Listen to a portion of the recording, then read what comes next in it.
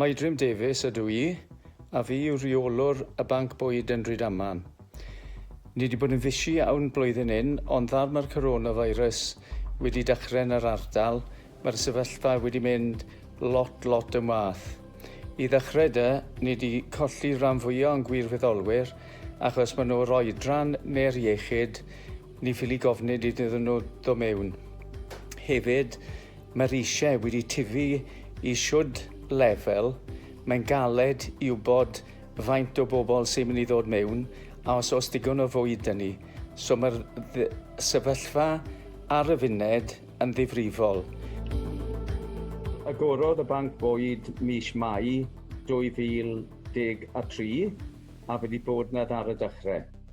So ni wedi newid y ffordd ni'n gweithio, a ni'n mynd mewn yn yr wythnos a paratoi y paciau bwyd cyn dy Gwener.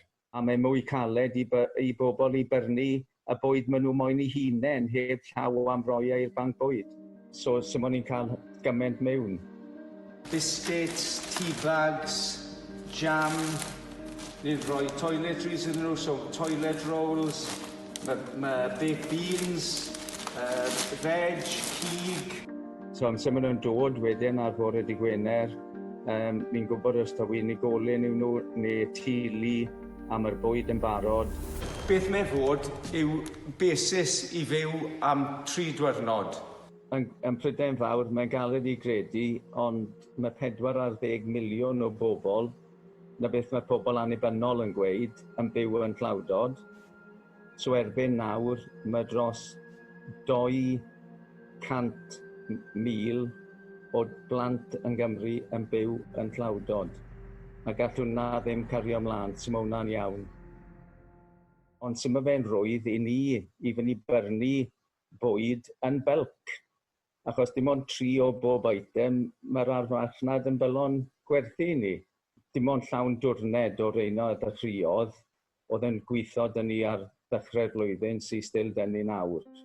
Cyn Nadolig a dros Nadolig, oedd y caban hyn yn orlawn. Oedd y shelfydd i gyd yn llawn, a bwyd ar y llawr a phobman. Ond fel chi'n gweld nawr, mae lot o gaps yma. Byrnon ni 1 steel container, wedyn ar ôl cwpl o flynyddau byrnon ni'r ail un.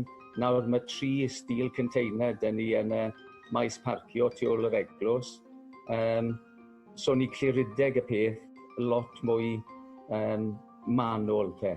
Mae dros 100 o gwirfoddolwyr dyn ni, a wedyn ni mae o leia 40 o nhw wedi gorfod sefyll gytre.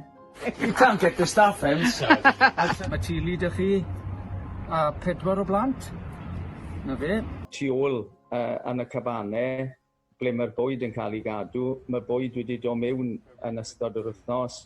Mae rhaid deto fe, pwyso fe, dod i fe ar y shelfydd, a stoco'r shelves yn y caban hefyd.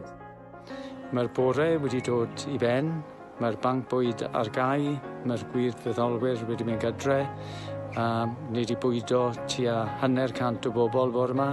Fi'n teimlo bach yn special achos mae llythyr yn dweud bod fi'n key worker.